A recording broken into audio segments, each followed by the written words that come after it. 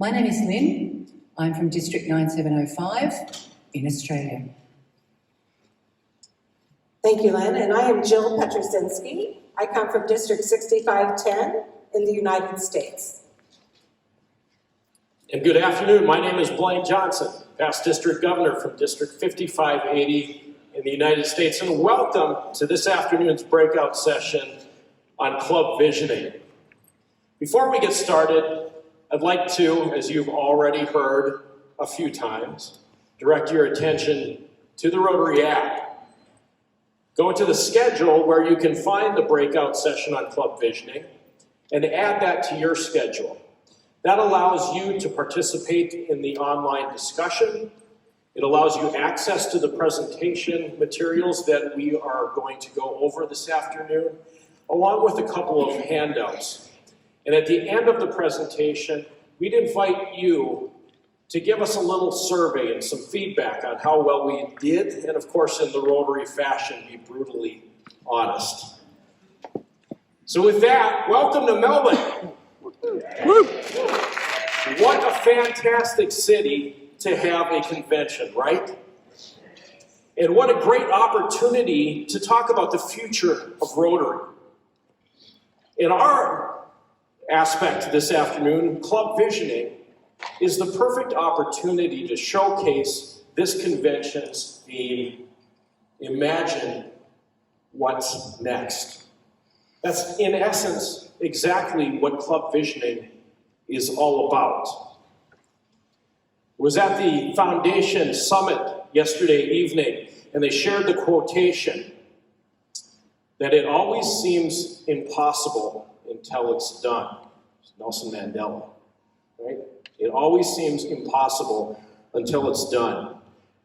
How many of you have an easier time remembering things that have happened than imagining things that might happen? That's almost all of us, if we're honest, right?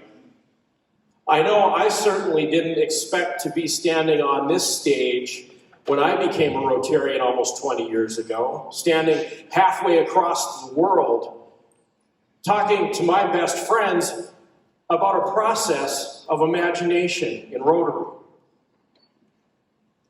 And how many of us, when faced with a new idea, instinctively go to how it will fail instead of how to make it succeed?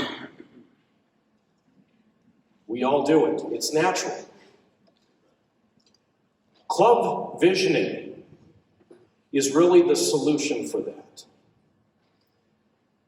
I think of a quotation from President John F. Kennedy. He said, "Those individuals who only see the past or the present are certain to miss the future." Club visioning is a facilitated experiment that allows clubs to explore their possibilities, to eventually paint a picture that is so clear, so vivid, that individual club members can latch onto that picture and turn that imagination into reality. I know most of you are familiar with the RI vision statement, right? It's been around for a while. It's an important one, and I really have to commend those who are responsible for drafting it. In one succinct sentence, it identifies the vision that we all share. Together, we see a world where people unite and take action to create lasting change across the globe, in our communities, and in ourselves. Let that sink in for a minute. Together, all of us, it's not just my vision or a president's vision or a district governor's vision, it's our vision. We buy into that vision. We own it. We are responsible for it. Together, we see a world where people unite and take action to create lasting change across the globe, in our communities, and in ourselves. You'll see through this presentation that vision drives everything. It all starts with a vision. So our learning objectives for this session are simply to introduce you to an understanding of the proven process called vision. How we go through writing exercises to explore the possibilities that clubs may have. Our clubs are all unique. They're comprised of unique individuals and different connections and different resources with different challenges. And we allow them the opportunity to explore their ideas, their imagination. And then vote on the prioritization of those ideas to come to a consensus, to synthesize where they're headed and paint that picture of that club's future. We take that future vision and we share innovative ways to adapt to clubs' needs in today's environment. We explore options of adaptation. We explore hybrid scenarios. We explore the use of technology and how to improve upon those clubs' abilities to connect and expand their reach. And then we take those opportunities and we create a successful action plan so that those club members can see the roadmap on how to ultimately reach that destination. And finally, we give them the call to action to take that dream and turn it into a reality. I'll hand it off to Jill now to share a little bit about the Rotary Action Plan. Thank you, Blaine. In 2018, the Board of Rotary International and the trustees of the Rotary Foundation adopted our current Rotary Action Plan. It was designed to be a 5-year strategy towards moving our organization forward into the future. Notice it's now 5 years. You'll hear a little bit more about that. We know to expand our reach, we have to increase participant engagement. We've got to have excited, happy members who are attracting others to our organization. And we also know to increase our impact, we're going to have to continue to increase our ability to adapt. Through club visioning, you have a tool that will bring this action plan to life. Because where does Rotary happen? It happens in the club. And this will allow the action plan to come to fruition.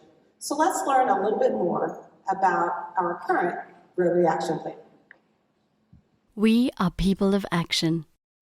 And when there's a challenge to confront, people of action come together and make a plan. Even as we continue to help address global challenges, we're facing one of our own. When Rotary surveyed people around the world, we found a big gap between who we are as an organization today and who we need and want to be. Our foundation is strong, but Rotary is ready to show that we can grow and become even stronger. So we established our new action plan as a roadmap for how we can think differently, be more inclusive, and become a stronger, more effective Rotary. The plan has 4 priorities. We're going to increase our impact because now more than ever, the world needs innovative planning and proved solutions. We'll be more data-driven, not just serving communities and doing good works, but measuring what we do so we can scale up our successes. And share more compelling stories about the good we do. We will expand our reach by welcoming new people into Rotary and finding new ways to connect with people who share our commitment to making our communities and ourselves better. We'll enhance participant engagement by making sure everyone who connects with us gets even more out of their experiences than they put in. And we'll increase our ability to adapt, because staying ahead of change while staying true to who we are is exactly how we make sure we have the staying power it takes to lead a new century of change. Rotary's action plan is ambitious, but we can do it. If we work together on new ways to think, plan and take action, we will bring our communities and our organisation to new heights. Our legacy is in the making. Ready to do your part? Let's show the world what it means to be people of action.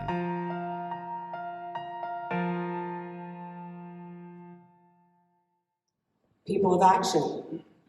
That's what we are. Yet do all of our clubs live and model this? Some do. As I mentioned earlier, this action plan was developed in 2018, and it was designed for 5 years. You will be very happy to know that continuity isn't just something that is important at the club level or the district level. It's important all the way up the top through Rotary International.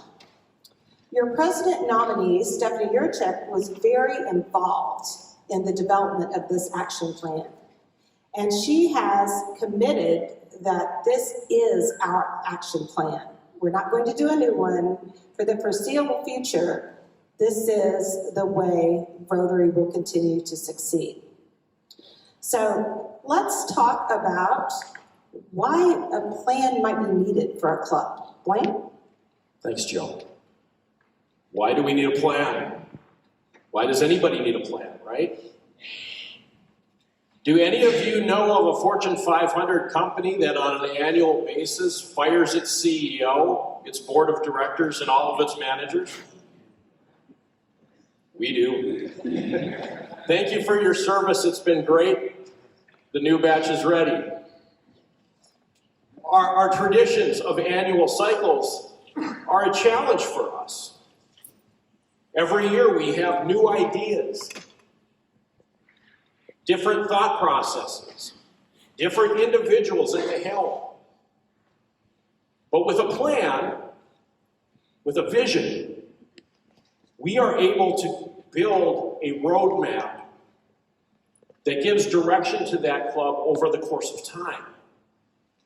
We're not looking at a 1-year goal. We're looking at 3 years out, 5 years out, so that we know exactly where we're headed and we know where the destination is, even if the path to that destination may change.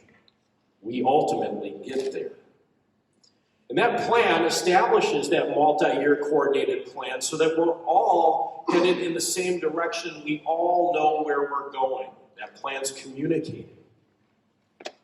And ultimately, that leads to greater continuity, consistency, and because we've discussed where we're headed with the club members, we have buy-in from those club members. I think of my very first time as a president-elect. I was a whopping 29 years old. I'd been a Rotarian for about 1.5 years. I had no idea what Rotary was. I didn't know what I was supposed to do. Who in the world picked that idiot to lead a Rotary Club? But thanks to club visioning, as I stepped into the role of club president, they handed me a 3-year plan and said, this is exactly what you need to do. We've already done the hard work for you. How many people are in clubs that maybe it's difficult to find someone to volunteer to be that idiot? Oh my gosh, almost everybody. Well, I feel sorry for you. But with club visioning, it's much easier to convince someone to take on that leadership responsibility. Because they know from the very onset that they're not doing it alone. They have the support and the backing of all the club members and the leaders that came before them, and they have a direction to take their club. I'm not one to usually name drop, But we do have a very good testimonial from someone of importance that advocates for club visioning, and in fact has been trained as a facilitator. And club visioning isn't just a United States thing. As I mentioned before, all of our clubs are unique. They have different ideas and they're posed with different threats. But the club visioning process is one that is readily adaptable to address those concerns. We're in the United States and Canada, we're here in Australia, we're in the Nordic countries of Europe, in Russia, and even now expanding into Africa. So you might ask, why then create a vision for your club? And the fact of the matter is that statistics don't lie, although people use statistics to lie. But the numbers are there. District 5960 in the United States, where club visioning started over 20 years ago, has been keeping tabs on the progress and success of clubs that have vision in comparison to those that haven't. Now, these are post-pandemic numbers. The ones prior to COVID were even more favorable to club visioning. But we know that club visioning helps build membership. In those clubs that have vision, 35% have seen increases in membership, as opposed to 20% in those, or 21% in those that haven't. We know that clubs that have vision are more likely to receive awards at district level. We know that the average donations to the Rotary Foundation are greater in those clubs that have vision. And I can share a personal testimonial as well. In my club, prior to club visioning, our foundation donations were a paltry, maybe $2,000 a year, year after year after year. Nothing ever changed. The first year after club visioning, that number jumped to $9,000. Year 2 was $13,000. Year 3, $18,000. That's 9 times increase. Just because we had a direction, we had a vision to use the foundation as a vehicle to support the work that we were doing within the club. And that motivated people to contribute. So what will a 3-year plan establish? Well, first of all, because we seek the advice of our club members, the outcome reflects the passions and the values of the club. We listen to the club members. We say, what do you want? Where do you want to go? And the outcome then reflects who we are. And that provides, that identity provides direction for our projects, our fundraising, and all of our club functions. And as a result of listening to our members and getting that buy-in from club leadership and members, we develop that consensus. We create ensuring support and focus and continuity over the course of those 3 years. Lynn, would you share with us the vision of the success process? Thanks, Blaine, and it works. I have in my hand a whole lot of quotes here. I won't subject you to all of them. Sorry, you're getting a couple of them. And I'm going to read it because Paul Harris, that man that we all know about, actually said, if Rotary is to realise its proper destiny, it must be evolutionary at all times and revolutionary on occasions. The vision to success process is actually very simple. By using a proven method, i.e. visioning, which is a proven professional process, we create the vision. We create the vision of what our unique club looks like 3 to 5 years hence. We create that vision, and then we work out, okay, how do we actually make that happen. We create our master plan. We create our long-range plan, which is how we got there. That is our master plan. Then we go, okay, we've got the plan. What are the activities? What are the things that we need to do? Now, the beauty of visioning and the Rotary Action Plan is that when you create those actions and those activities, that is the basis for our Rotary Action Plan. It all fits together. Now, I sort of fibbed because the next thing we do is I'll go very quickly through what we actually do at the process. Actually, having said that, who here has gone through Rotary visioning process in the past? Okay, let's get an idea. That's great. So many of you haven't, many of you have, and what you're going to discover, of course, it's moving forward all the time. The one thing you have to be with visioning is actually up to date with what's going on. So, some things are still consistent. Ideas are being generated. Visioning gives an opportunity to every club member who participates in this to actually have their voice heard multiple times, not just once, not to be ignored, not to be talked over, but actually have their voice heard. That information is captured. And why is that important? I warned you. Paul Harris said, yet again, Rotary is not an organisation for introspection. It is one whose worth and purpose lie in future activity rather than past performance. And this is an opportunity for all our members to think about where we're going. And I'm pretty sure that you may have been in a club or at a moment in time in your club where there is no consensus about what you're going to be doing going forward. Because everyone has their pet projects, everyone has something new that they wish to do, or something old that they've been doing all for many, many years. And it's a great project. What visioning does and having this participation brings consensus to what you look like as a unique club going forward. Okay, you know what this looks like. The group gets together and you can either do it face-to-face, you can do it online. But again, what this does, it gives the opportunity, you've created your vision, you've had a conversation, and I'm just going to make sure I don't give you another quote, because you all know the Einstein one, don't you? I can't help myself. Really, it's terrible, isn't it? Logic will take you from A to B, imagination will take you where? No one knows that. Okay, logic will take you from A to B. Einstein claims that imagination will take you to everywhere. That is what this is now about. We collect all the imagination. We combine imagination and evidence. We actually collect this information. We've made our master plan.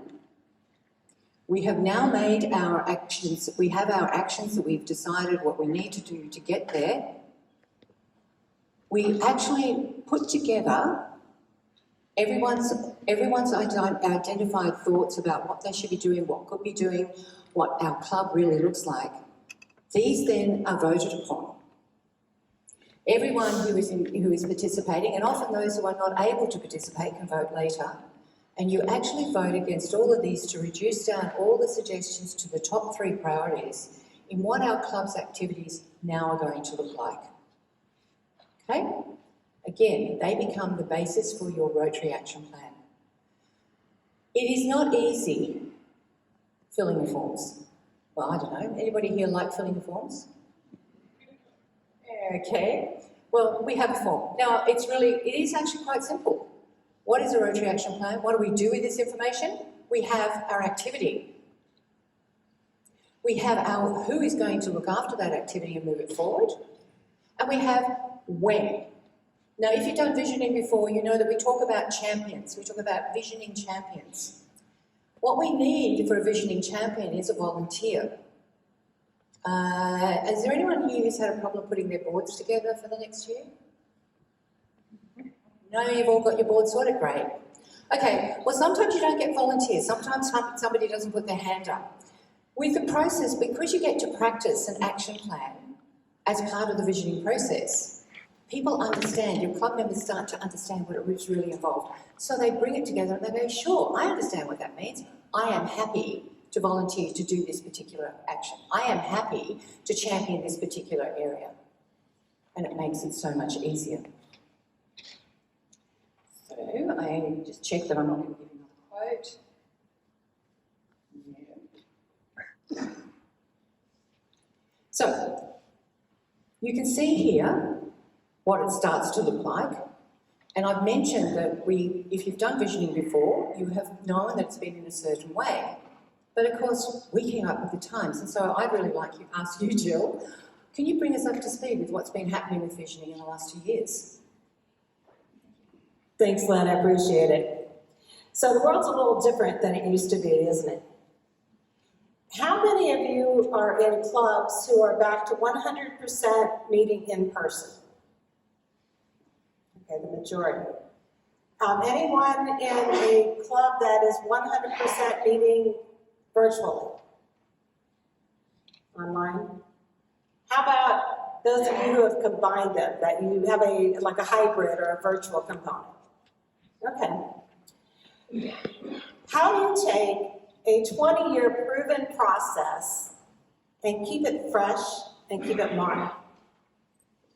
We know that there were some lessons learned in the pandemic, and some of them were beneficial.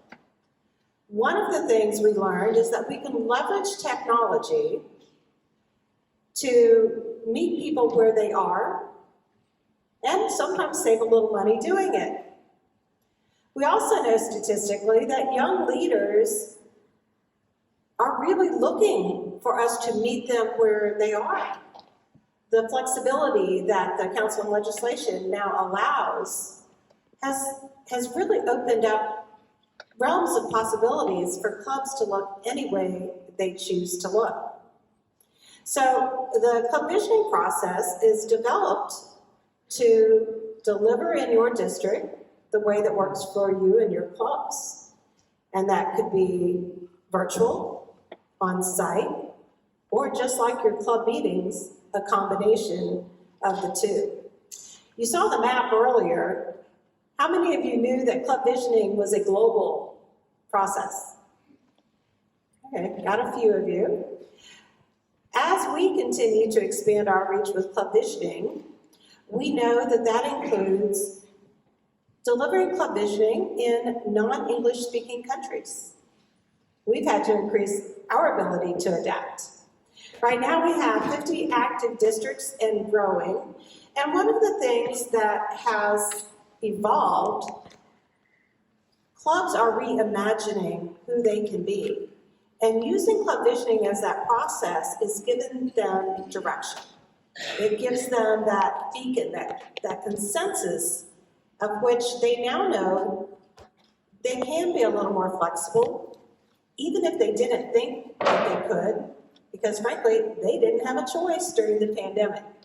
So the time is now as ripe as ever for clubs to really think outside the box with who they can be and how they can reach their community in new and innovative ways. It also can provide a significant cost savings. I mean, have you ever had a district event, an assembly, or a session where people just didn't show up? You know, it's harder and harder to engage. So by integrating some of the technology when it makes sense, it does allow you to deliver to a broader audience. As mentioned earlier, the club visioning process is very tightly aligned with the Rotary Action Plan. We know that Rotary happens in the clubs, but how do we get the clubs to realize what they can do? So going through, for those of you who raised your hands that you're familiar with the club visioning process, if you haven't gone through it in a while, you'll notice a few changes.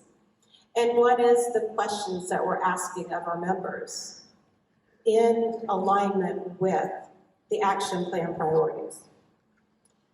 We also know that we need to meet you where you are. And that includes increasing our impact with the tools that are available. So our website has been redesigned. We have a lot of self-paced tutorial material, video examples of club visioning, both Many of them actually work virtual, but where you can actually see how it works. If you're not sure, if maybe you're serving in a role that you've not served in before, it's just able to be watched at your convenience. So trying to have web-based tools, interactive learning, it helps us meet you where you are. And we have teams that are available to come into your district to also help you work on your program.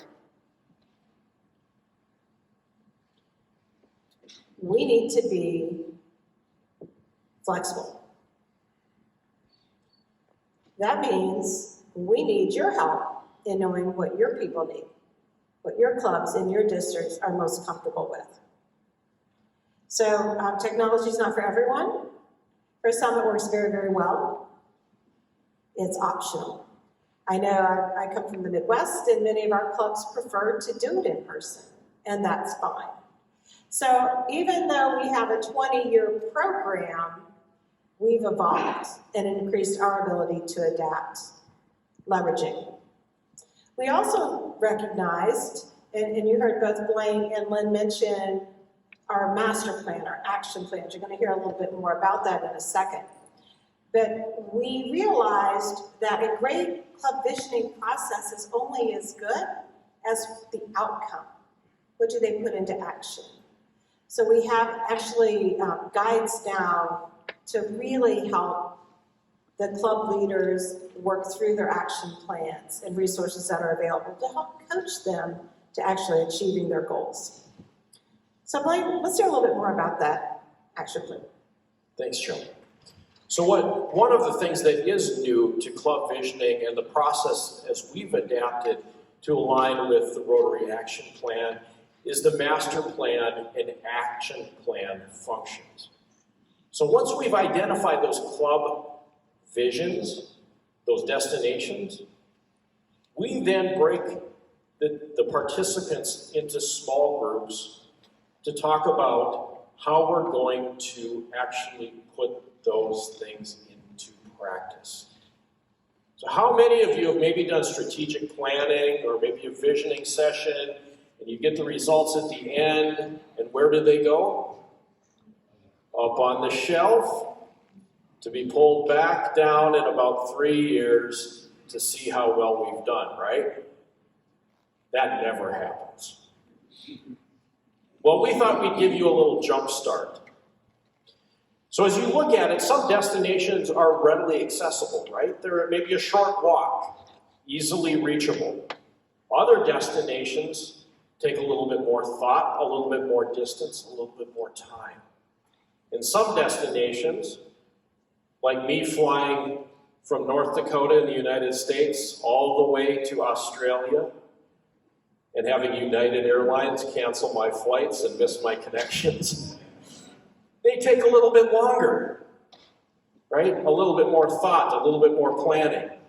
So we start with the master plan. And that master plan is kind of a high-level overview of what can we accomplish in a reasonable amount of time. Some visions are things that are easy to do, easy to accomplish, things that we can finish right away that are going to make an impact for our clubs. Do those first, because your club members are going to see the achievement of those objectives, and that is going to motivate them to go after more. Some of our visions take a little bit more planning. Maybe it's a 2-year thing. We need to think about this before we start acting on it, but we'll get to it year 2. And some visions that we have, when we initially take them on, may seem unreachable. Those are things that we need to think about a little bit more, put a little bit more effort into, and we'll eventually get to them in year 3. Once we've identified that master plan, we break each one of those visions into small, easily understood steps. So we ask questions like, what's it going to take to accomplish this? Who do we need to champion that project? How much money is it going to take? How many people need to be involved? What are reasonable deadlines for meeting our objectives.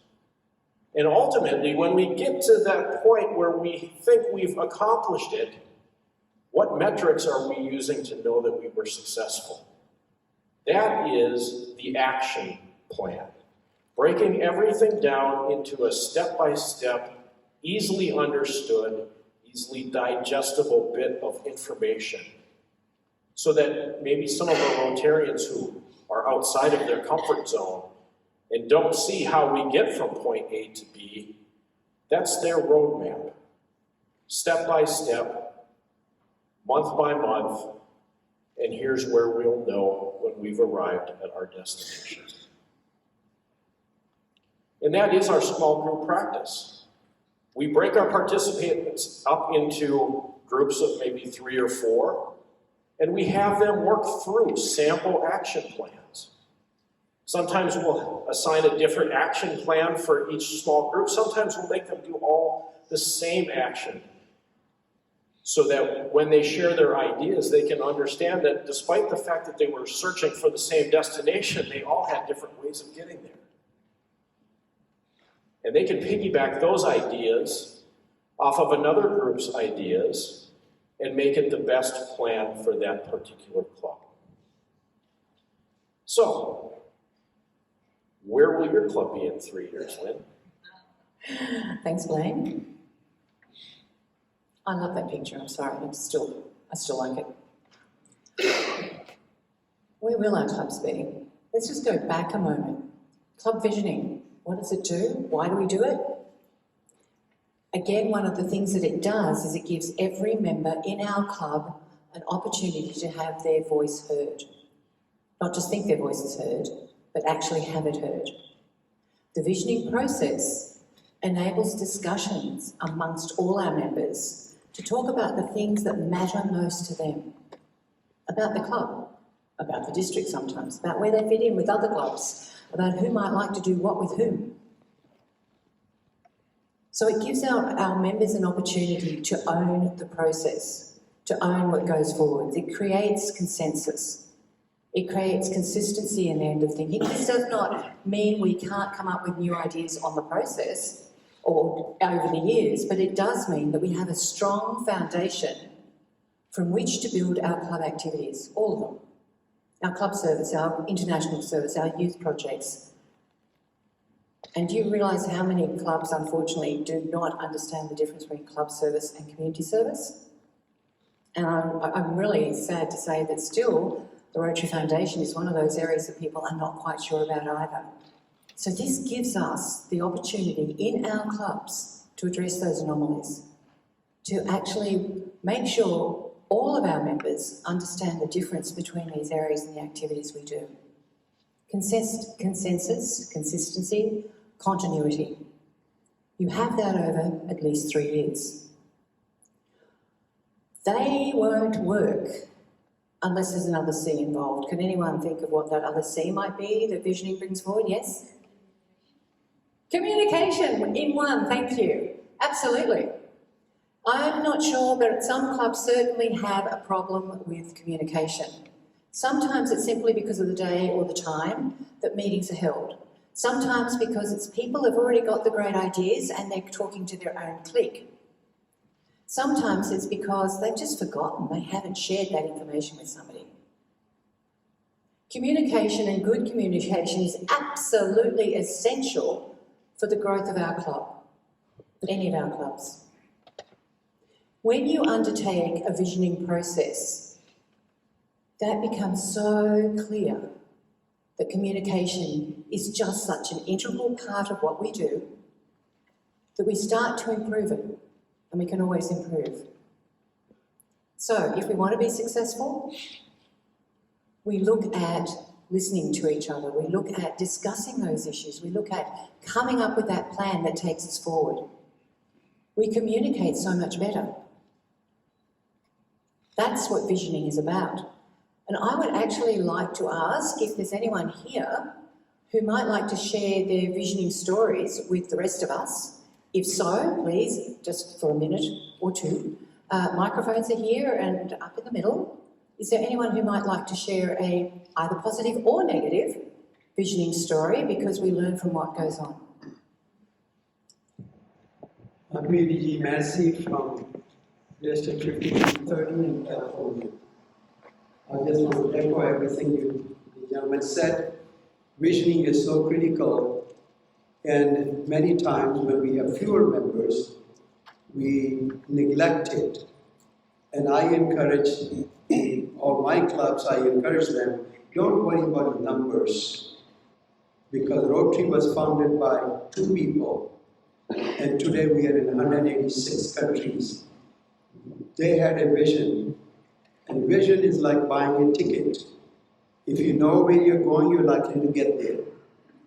And so it is so essential, and I believe that our greatest drawback in growing our clubs is not having a direction, and visioning will provide that direction. I applaud you for your presentation, and I thank you, and I encourage everyone here, whether you have fewer members or lots of members, your impact will grow if you develop a plan, a roadmap. If you have a GPS, you will get there hopefully.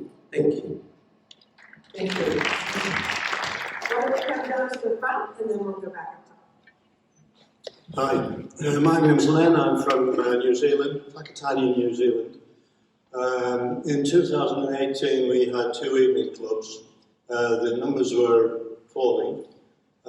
So what we did was integrated 2 clubs. So bringing 2 clubs together, I sort of led the process in 2018 of pulling a strategic plan together for the new club, which was great. That brought everybody together, everybody's involved. And we started by asking the question, what is the purpose of our club? So we came together and pulled out 3 key aims, and from those aims we pulled an action plan together. We've just recently, very recently, because it's a 5-year plan, we've reviewed it, we've made some slight tweaks to it, and now we've got a plan that takes us from this year to 2028. The difficulty that I'm having, it's been very successful in bringing the 2 clubs together into one, and also our teams know exactly what they need to be doing. We've got teams that align with the plan, and that's all very positive, all very good. But one difficulty I have is to try and align it to the Rotary Action Plan. So where we've got things like increase our impact, expand our reach, enhance participation and engagement, increase our ability to adapt, we haven't got any specific actions that align with those. So my question is, how do we align with those high-level actions? So it sounds like you may be using the original club visioning process, and it's been redesigned a little bit to help align those. Lynn is actually your coordinator here in Zone 8. So you want to, I'm not sure exactly how the process is working, so you want to share that? Well, the process in Zone 8 at the moment is that because we're all sorting out for regionalisation, and there, as you can imagine, there are some things that are a little bit different. I'll answer that one. I'll take that one further, but I'll come back and answer that. So 2 parts. We are looking at, and we're able to help. We have a committee around the place, and I can help with that. But I'd just like to say, even with my own district, where I'm an AGG, I have all my presidents coming to me. We put it within the Rotary Action Plan. Many of these clubs haven't done visioning, but understanding the Rotary Action Plan is simply, they're simply different terms for what you're already doing. And it's about understanding what those terms actually mean. And as Jill has just pointed out, with the new visioning, and I'm happy to share that with you, so with the new visioning process, when we do the actions and the activities to achieve our vision, we are actually already thinking in terms of that bigger picture, what's the impact of our activity. And I might add at this point too, that also aligns, and this what is lovely about this, visioning gives us the ability to be unique in our clubs and help ourselves to be unique. The action plan, and I'm also a cadre, so I love it because it reminds us that everything we do has a ripple effect. Okay, and we often forget about that. And I'll hark you back to the fact that people have good ideas in our clubs, but we forget sometimes about the influence of those activities. Some are short-term and some are long-term, and that's actually where it fits in. So you think about your activity in terms of short and long-term impact as well. Does that make more sense? Sort of. We can have a conversation outside. Happy to do that. Thank you. All right, back to the top. Good afternoon. My name is Chris Dillon. I'm a past president of Rotary Club of Abbeville in Louisiana, USA, and I'm currently district governor nominee elect for District 6200. A visiting process is something that is extremely fun and welcoming to many of the clubs. We've had the opportunity to visit with clubs that have just begun and clubs that have been in place for 100 years. And when we come to the realization, when we bring the club members together, and I'm not going to use the word old, how about experienced Rotarians and new Rotarians. And one of the amazing outcomes that we received from doing a visiting session is that there was this project that the club did consistently for years, and very passionate about that. And it gave the opportunity to bring this up where these new Rotarians really didn't feel that that was the project that they wanted to move forward with. So we had the opportunity to have a discussion between the two and coming to a realization and adapting that club with taking them on a journey 3 years from today on what that project would look like. And they actually evolved that project and made it 3 times better and successful in their own community. It was really amazing when we put the members of the club together in one room, allow them to have the opportunity to express their opinions, their desires of what they want to see their club look like in 3 years from today. We get many of the Rotarians that want to talk about the goodness that they're doing now, but we reinforce with them on what is the goodness you will be doing in the future. And it's really a fun process, and we adapt as a district. We move it around and allow the clubs to be able to go participate in their areas, and it gives them the opportunity to participate in feeling the ownership of taking their Rotary Club to the next level. Thank you. Thank you, Chris. Kevin. I'm Kevin Smith. I'm from District 5960 in St. Paul, Minnesota. I've been involved with visioning for a long time. Done a lot of clubs, and I've trained a lot of facilitators. And just wanted to say, one of the things I always say at the end of a visioning event or when I'm training trainers, once a club has a 3-year plan in their community, what it allows them to do is go out and say to their community, this is our 3-year plan. Here's what the Rotary Club of this community is going to be doing over the next 3 years. If you want to participate in this, contact us. This becomes a recruiting tool. If what the club is doing is relevant to their community, now they've got a recruiting tool. They just have to get out to the word out to all the people in their community to say, here's who we are, here's what we're doing. If you want to jump on board with this, contact us. Thanks for sharing that. Good afternoon, everyone. Bob Maskell, past District Governor of District 1118. Hi, Joe, by the way. Prior to doing my District Governor journey, I was the visioning facilitator for my district. And one of the problems I had was getting clubs that I well knew needed to do the visioning process to actually buy into it. One of the ideas I had and never got past my district hierarchy at the time was actually getting the district to do it and go through that visioning process. And I just wanted to ask whether you've got any experience of districts doing this and how successful or otherwise it has been. Actually, can I answer that one? I'd really just like to make a comment about districts and DGs. My own district, we were trained, we had training back in 2008, And so a whole bunch of us went up to Parramatta, Sydney, had our training, and over the next 10 years, all of those vision facilitators became district governors. Tell you what, that is the most brilliant way to have visioning going on in your district. When your district governor is part of it, and then you can also do district visioning. So as a follow-up, this is a very timely topic, so Bob, thank you for that question.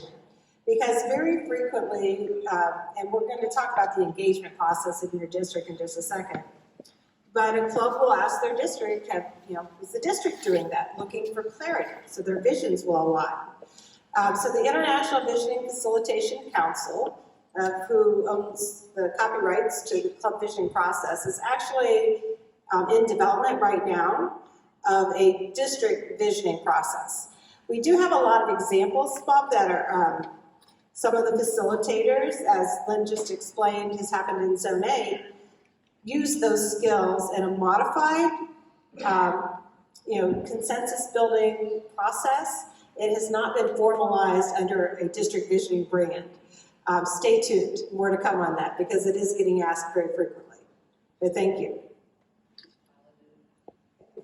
So mine is actually more a question about the visioning process and whether it is advisable to do a community needs assessment prior to a club doing visioning, just so that the club's vision is somewhat aligned with what the community needs are.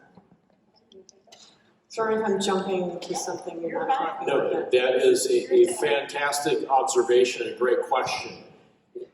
Would it be helpful? I think it would.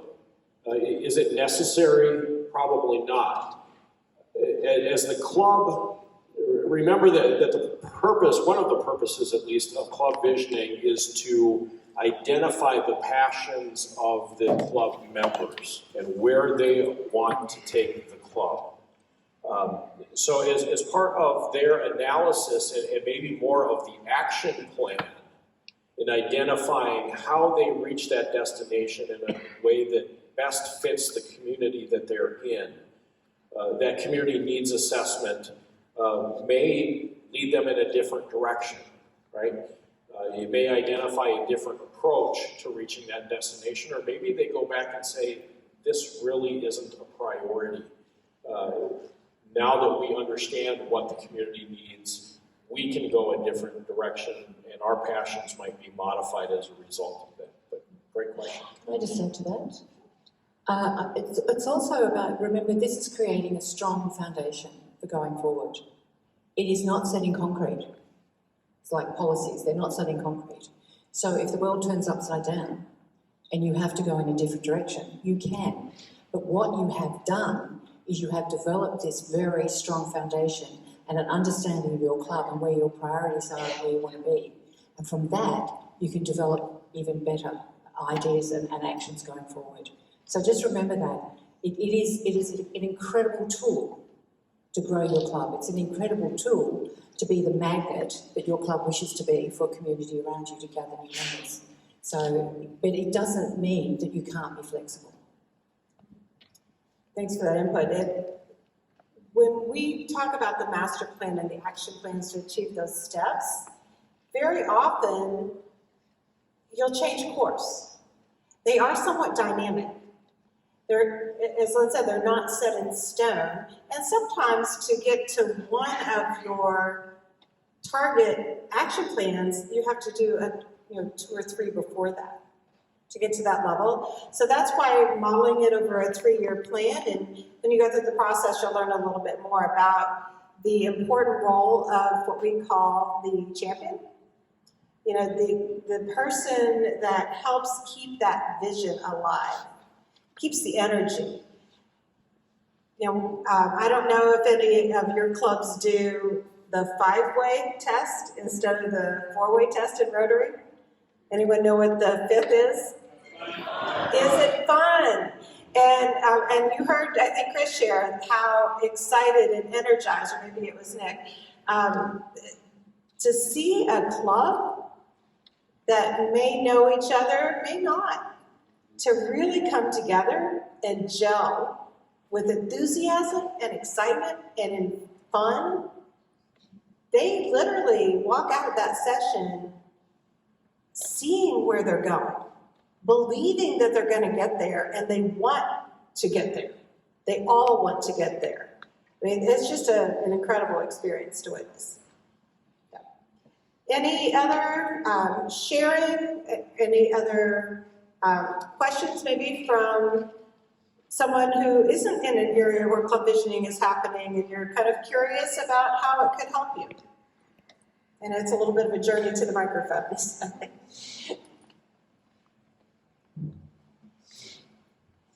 Well, I just wanted to put in my 2 cents worth too. I'm a big believer in the visioning process. At the beginning of my presidential year, we did it, and the action plan idea is so terrific. You leave that meeting and you've got, hey, I'll do that, I'll do that, I'll do that. And another thing that's important is when in a club, it's often easier to add something onto the list rather than to cross it off. And we found that the visioning process allowed us to declare victory and move on from some things that really we've just been doing because we always have. I happen to be right now, I'm from District 5950 also in Minnesota. I happen to be the AG coordinator, and our mission is for the AGs to be perceived as your club's best friend. And one of the tools that the AGs can bring to the clubs is this visioning process, because it can really solve a lot of problems. So I know I'm preaching to the choir here, but I just wanted to say how much of a believer I am in that process. Thank you for that non-paid advertisement. Thank We appreciate it. Hi. Thank you so much for sharing. For those of you, I saw that you were raising your hand. For those of you who have already implemented this vision program, have there been an improvement in your district? Yes? I don't hear much feedback. You have? Okay, because what happened is that I've been following this for the past 1 year, and I know Rita, Estelene, and Jill as well. And I've taken up this particular program for discussion with my current district governor and as well as the incoming district governors, and looking at the possibility of implementing this program for Singapore, Brunei, and as well as Malaysia, part of Malaysia. Because I can see from your map, you are in everywhere, including Australia, but nothing in Southeast Asia.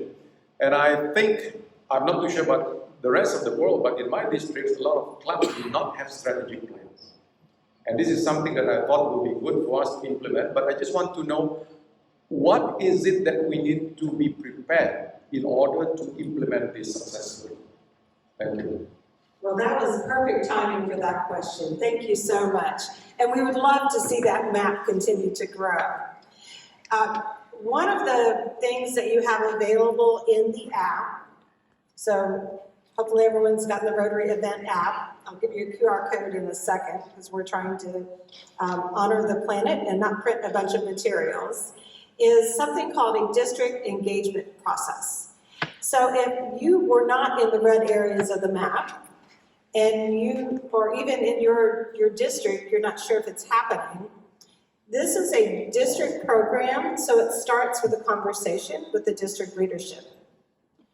If it's in an area of the world where club visioning is not currently active, we really need a champion.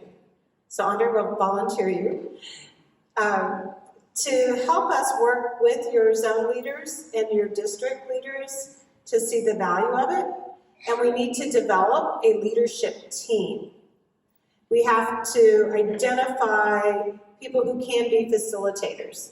We can support some of that remotely in a virtual environment, but ideally the district will own its own program. So there is a district engagement process diagram that's available on the app and on our website that kind of walks through. But it starts with a conversation and the buy-in of the leadership to know the value of the program, and then each district enrolls with the International Visioning Facilitation Council to then work out the training and learning plan for their district. So hopefully that answered your question. Yep. Michael. Good afternoon, Michael Parker, 6710, Louisville, Kentucky, 7-year AG. Several years ago when I tried to start bringing up visioning into my club, and talked about the amount of time that it was going to take. When I talked to them, it was going to take 3 to 4 hours. Immediately I got shut down. How can we overcome that? I love that question. Blaine, you want to take that one on? Well, I'd offer beer. Bourbon? Not that there we go. Like I said, all clubs are unique. So I think in order for them to get the buy-in that you're looking to achieve, they need to understand the potential results. Right? Success doesn't come by sitting on your laurels and continuing to do things the way that we've always done them, because that's in our comfort zone, right? We need to get them to explore the opportunity. Now, one of the things that we can do, and we've done in the hybrid situation, is breaking up the facilitation into smaller time increments. So maybe it's not a full 4 hours in one night, but maybe we do 2 hours in one night and 2 hours on another night. And we can do the extraction process and the voting in round one, and then we can come back and we can review the results and we can talk about the action plan and the master plan and some of that small group discussion. Chances are, though, if they do give it a shot, they're going to enjoy it. I've never seen a group, generally, as a facilitator, we try to keep them under control, right? They're getting a little unruly, they love the discussion, they love the sharing of ideas, and I think we just need to show them the opportunities that do exist and not treat it as drudgery or work. Thank you. And one of the other things, these are some of the resources that are available to our district visioning chairs, is we actually have a brief presentation. So if a club's not sure, or you're getting a little pushback that, oh, why do we need to spend that much time, or you can't get the leadership there, it just means they're not ready. You really want that buy-in, and that might be helpful to actually have somebody come from the team, to have a conversation with the club, so they really know why an investment of that time is important to their club. Because it really is an investment into the future of the club, and they need to kind of embrace it a little bit more. If you're getting pushback, it just means they're not quite ready, or they just don't understand the value yet. But they may need it, right? Yeah, great questions, great questions. All right, we're gonna have some time for some additional questions, but I wanna make sure you know where some of your resources are. Anybody here on Facebook? You should be able to scan that QR code. That will take you to our Facebook group. In that group, you will see a files section. The document that I referenced earlier, the district engagement process, is the first one in the files section. You'll also see some screenshots of people having fun doing club visioning. And it is really all about coming together in fellowship and fun to invest in your club's future. So please join us and follow us on Facebook. And if you think, boy, I'd really like to learn more about this, I think I'd like to maybe talk with our district leadership, or maybe you're a club president, you're not sure if your district's even part of that or not.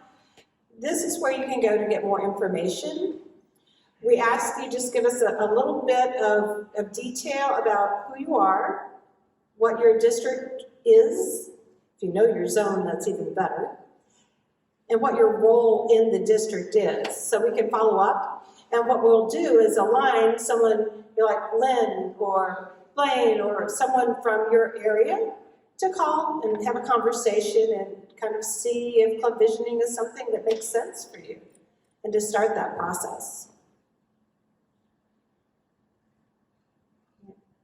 So we've got some time for additional questions. If there's anything else that's on your mind, or maybe a challenge with your club or your district and you're not sure if club visioning would fit with that or not. Hi, my name is Howard Templin. I'm district governor for 5810 in North Central Texas. Seems like perennially there is a situation where you have what I call legacy projects. They're really big projects, takes a lot of resources and time and talent, and they don't go away. And there's always this fear that okay, we're going to trash that one because we got another thing that I think is a higher priority, and the people who've been involved with it for 15 years are going to leave the club. Any advice? Then you want to take that? I think, is there anyone here, can you put your hand up if you don't have a legacy project? Okay, that was no hands. We all have them. And I think one of the earlier people who spoke was saying that by doing a visioning process, you actually can make those legacy programs better. Or, more importantly, people start to understand. Let me take it back a bit. There's a fear factor. Any program, anything that looks like change is a fear factor. People don't know what it's going to look like. And in fact, some of us may lose our control. Some of us may not have the influence that we may be comfortable having. And let's face it, some people, actually, that's their security. We've got everybody in our Rotary clubs. We've got every type of person usually. And those who hang on to those legacy programs, is it really a bad thing? The question you've got to ask is, why do we have it? And I would recommend asking 5 whys. Why do we have it? Drill back down. In reality, visioning will help you to have a look at that. It doesn't destroy. If you do visioning properly, you're not going to destroy anything that's happening. What you're going to do is have other voices heard. And they are often the voices that are quiet while there's one major program taking up everybody's time and energy. What you also will find is if you've got a major project, sometimes that's all anyone's got the energy to do. And I often hear people saying, can't do anything else. You know, we've got Muna, we've got something else, we've got whatever it might be. Visioning gives you that opportunity to actually look at that program, look at what it's going to look like in the future. How is it going to be the same? It gives you an opportunity, as I said before, for everyone to have their voice. And there's often voices in our clubs who are not heard. And you might find there's a whole bunch of voices in your club that are supporting that legacy program. You know, if you come out of a visioning session and you are actually confirming that what you have been doing is what you are going to be doing in 3 years, because that is who you are, that is a good thing. Why? Because you've suddenly realised you've given other people those voices, and you've realised that there is consensus to do this. And if people have been thinking, oh, that's, you know, those guys over there, it's not me, I'm not part of that. Suddenly they realise they are and what they can do and be part of that. So legacy programs simply need to be visited, don't pretend you don't have them. Look at what they should look like. And somebody mentioned earlier community assessments. This is when, you know, you do that. What is the value added we are doing with any of our programs, particularly long-term ones? And is it something that we wish to continue doing on our own, or is it something we can share with another Rotary Club? Sometimes that's also something we haven't thought about. So again, legacy programs, they fit it right into the visioning process to work out whether they're good, what they should change to be, or whether maybe they've had their time. But you don't know that until you do this process.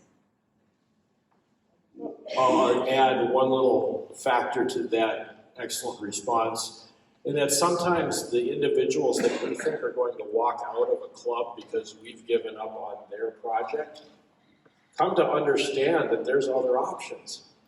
And they get excited about those. I've seen those in my own club where we've got legacy projects of 97, 98 years running.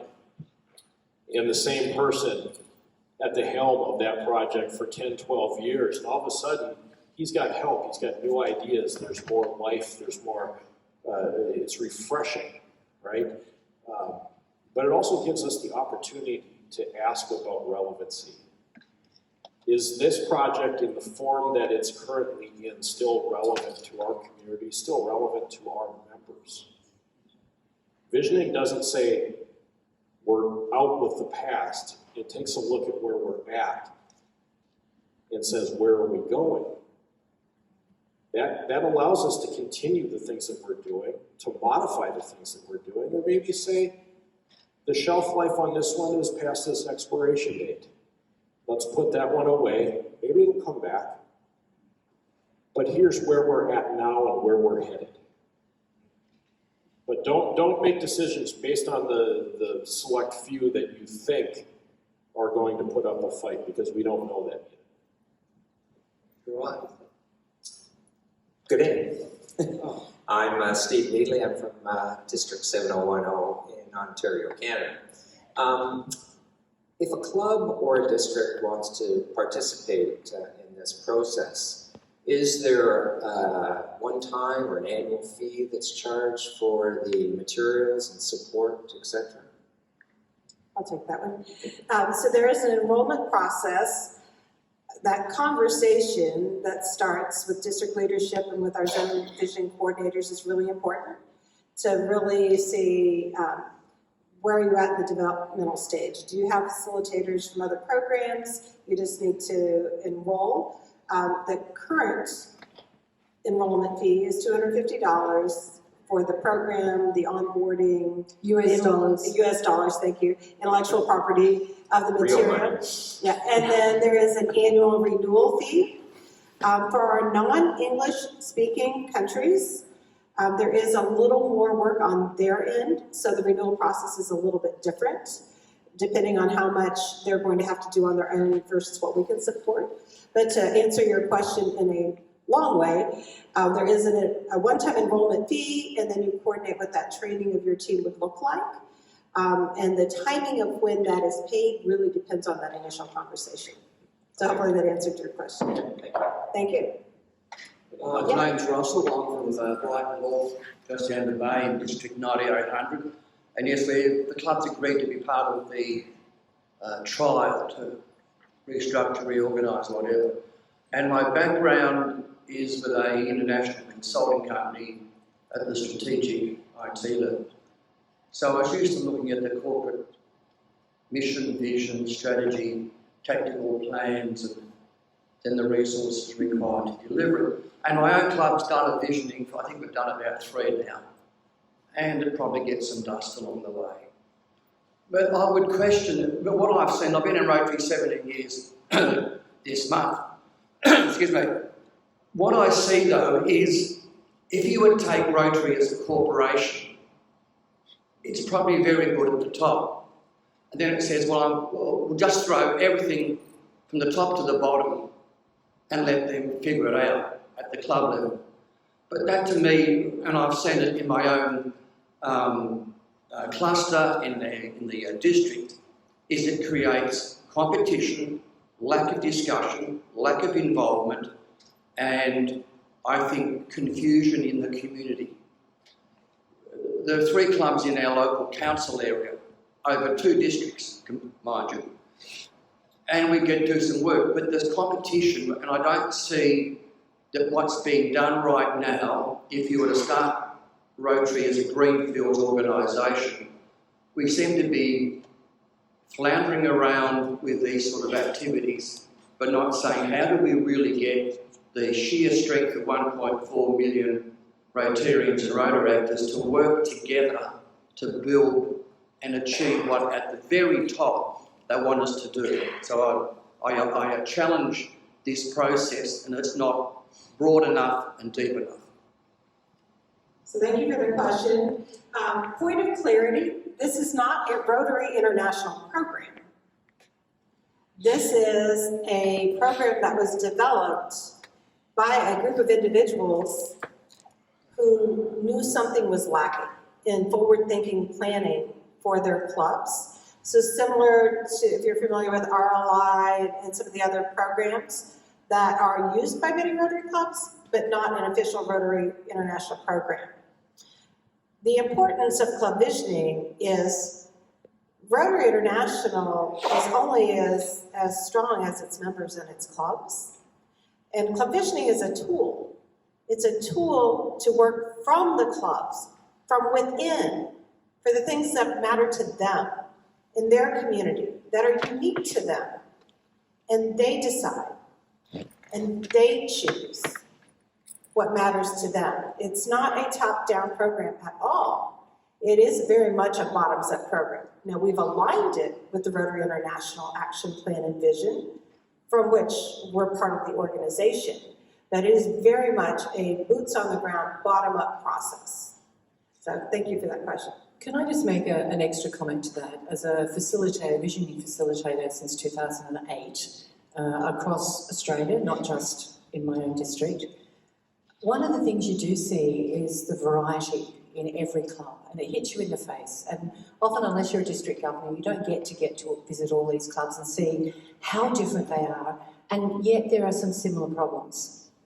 Unfortunately, when some of the clubs get together, or they don't get together, or members don't go outside of their own club, they have an understanding that is unique to their situation. That's okay until they start to think that that's the only way to do it. That is, again, where visioning as a tool is a very, very useful tool, because it gives everyone that sort of, I hate the term, but an equal playing field. Everybody gets the opportunity to have a conversation, which they may not feel that they can actually have. Somebody's already talked about, if you're talking about corporate and you're talking about organisations, organisational change, it's the same. Transformational change is actually what we're talking about within a Rotary Club. And it faces the same situations that any industry does, and in fact similar to government. The difference is, in many cases, we're all professional people or retired people. We bring it to our Rotary Club, our skills and experience, but in a volunteer capacity. That is the overlay that means that it makes it more interesting when we're facilitating visioning to get people to start thinking outside the box. And I say that because right at the beginning I said that visioning is a proven professional process, and it is. And I've used it in governments around the world, I've used it in industry, and I was using it in a different way prior to joining with the visioning facilitation team here. And one thing I can tell you, it does work, and the worries about top-down, they're actually not. One of the things we discover every time we do it is the lack of information many Rotarians have. There are still Rotarians out there who've never gone into My Rotary, which means that there's a whole world of information that they don't have. That is useful. Finding out people don't have information is an incredibly useful part of the process, because you can't build on a foundation that doesn't exist, or you can't build on information that is lacking. So it's really important when we have these things to actually use it and apply a tool, even in parts of it to start, to see how we're going, to see how we can go. Thank you, Lynn. We'll go up to Tom and then back down front. So I'm Tom Rupert from District 6510. Having been a facilitator for a number of years, for those of you who are trying to figure out what goes on, one of the things that we invite is we invite the senior folks, as Blake had mentioned, and the newest people. And so each of them has the same voice in the process. So one of the first ones we did, we had a member there that was about 35 years, and everybody deferred to him.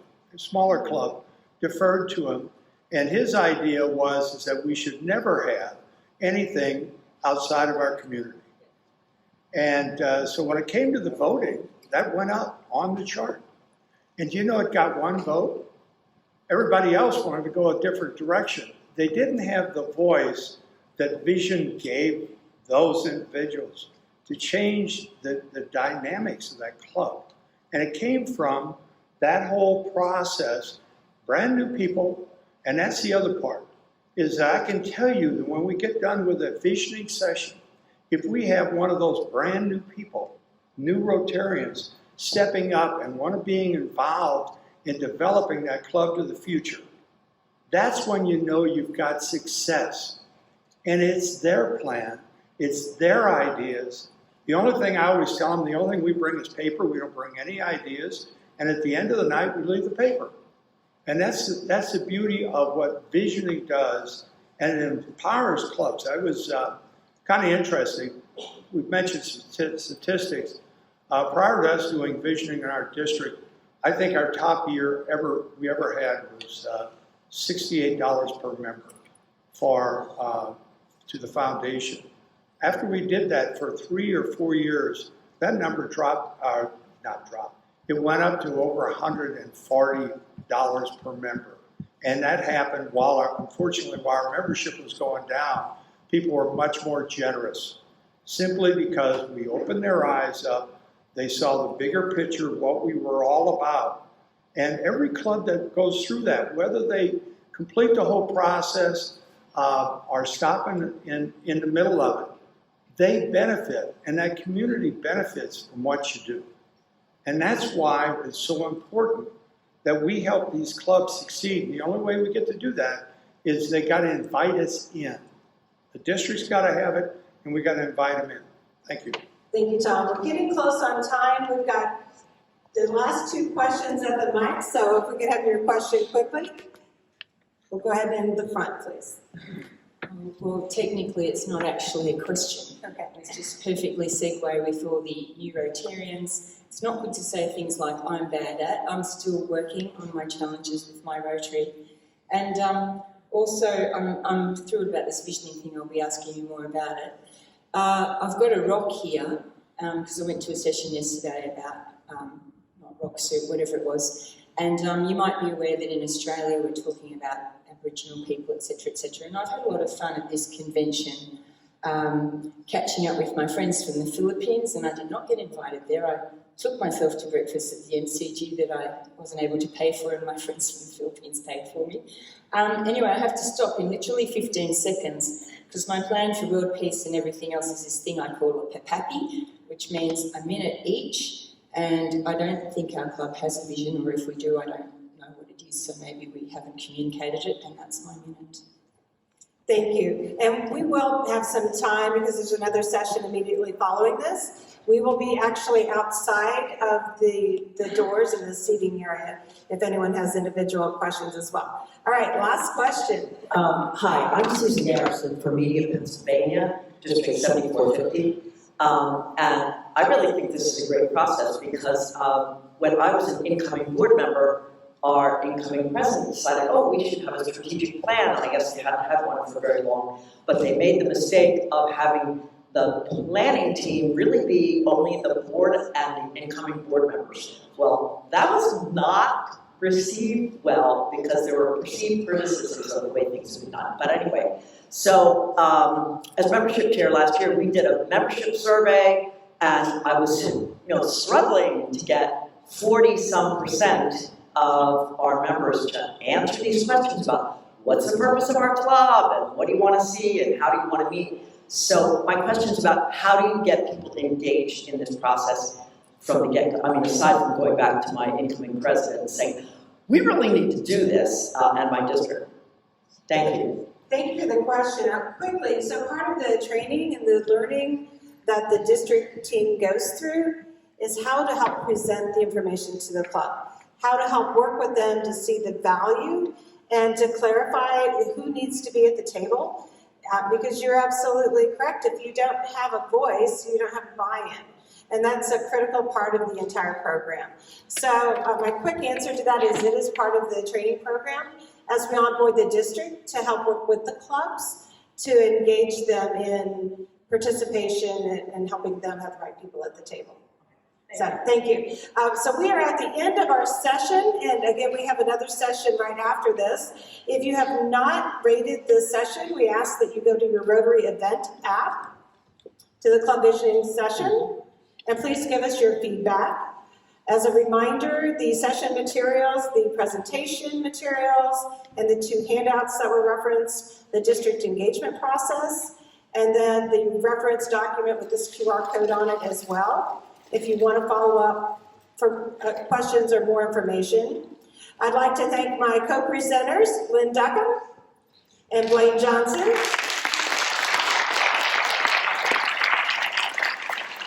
And I'd like to thank our technical team and our interpreters that were here today to make sure everyone could engage and participate. If you see someone with one of these badges that says, ask me about club visioning, they can also help answer your questions. And if you're an active facilitator or part of the club visioning process, I believe in the back of the room, we do have some of those available on your way out. Thank you so much for your time today. Enjoy the rest of your time in Melbourne.